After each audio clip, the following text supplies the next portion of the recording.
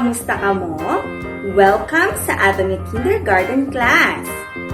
Panibago na nga bahin sang aton nga pagtuon diri sa kindergarten kay ara na kita subong mga bata sa ikaduha nga quarter. Buot silingon, panibago nga quarter, panibago nga mga leksyon. Handa na bala ka mo mga bata?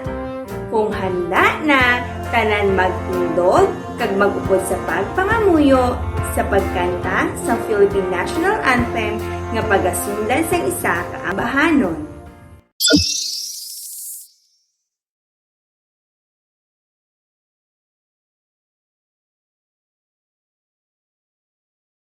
Jesus, updi kami sa adlaw-adlaw nga tanan. Sa amon pagtuon, pati sa amon paghampang. Buligi kami magpalayo sa mga masakit kag mga katalagman. Ini ang amon ginapangamuyo paagi kay Hesu Kristo, imo anak kag amon Ginoo. Amen.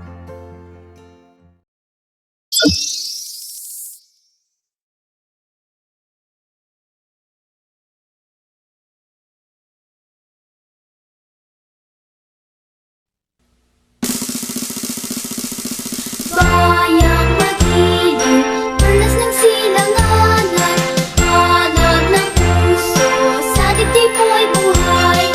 Lupang hinirang, tuyan ka ng magiging, sa manlulupi, di ka pagsisiin, sa dagat at bundok, sa simuyat, sa langit mo'y bukang, may nilagang tula at awit sa pagnayang minamahal, ang tislap ng watawat mo'y tagumpay na nagtitinig, ang bituin ng araw niya kailan pa man ay magdidilig, na panangaraw ng kalipag sila, ilalangit sa pilihan. Mabibigaya ng pagkay mga ating, ang kamalay ng dahil sa'yo.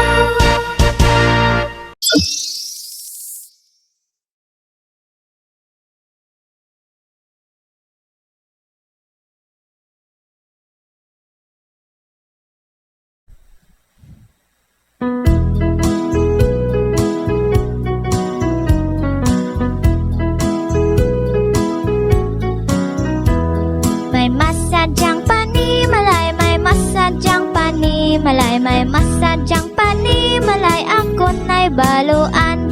Si nanay kag si tatay, si tuto kag si inday, tanan sila gakalipay sa sulod sang balay.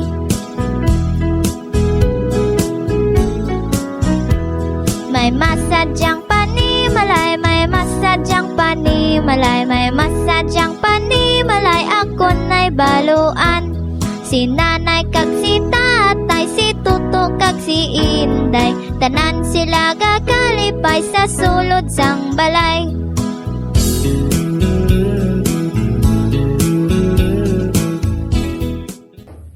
Nahanungod sa ano ang aton nga ambahanon sa ining adlaw mga bata? Tama! Nahanungod ini sa isa ka pamilya. Mga bata, nakahibalo-bala kamo nga kada isa sa aton may iya nga pamilya? Ikaw, ako, kita tanan may pamilya. Ang pamilya mga bata ay grupo sa mga tao nga nag-iistar sa sulod sa isa ka panimalay.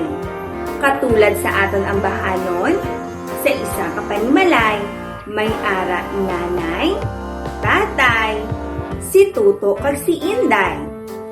Ini sila ginatawag nga isa ka pamilya. Subong, aton isa-isahon ang mga miyembro sang aton pamilya. Ini amo si tatay. Aton man ginatawag nga haligi sang aton panimalay. Si tatay ginatawag man naton nga papa, ama o kon daddy. Si tatay amo ang nagatrabaho para sa aton pamilya. Siya man ang nagakayo kung ano ang guba sa sulod sang aton balay. Ini naman mga bata, amo si nanay. Siya man ginatawag nga suga sang aton panimalay. Si nanay, aton man ginatawag nga mama, ina, o kon mami. Siya ang nagaatipan sa tanan nga miyembro sang aton pamilya. Ginasigurado niya nga matinlo, manami, kag matawhay ang sulod sang aton balay. Si nanay man ang nagabulig kay tatay sa pagsakdag sa bilog nga pamilya. Ini naman si Manong. Siya ang kabulig pirmi ni tatay. Si Manong, ginatawag man naton nga tuto, nunoy, o kon kuya. Si Manong man ang nagabulig kay tatay sa pagkayo sang kung anuman ang guba sa balay. Siya man ang ginasaligan ni tatay nga magtuwang kay nanay kung wala si tatay. Ini naman si Manang. Si Manang amo ang kabulig ni nanay sa sulod sang balay. Si Manang aton man ginatawag nga si Nene, Inday, o kon ate. Si Manang amo ang kabulig ni nanay sa sulod sang balay. Siya ang nagatipan sang iya mga utod kung wala si nanay. Ini naman ang manghod. Siya ang nagahatag kalipay sa sulod sang panimalay. Aton man siya ginatawag nga bunso.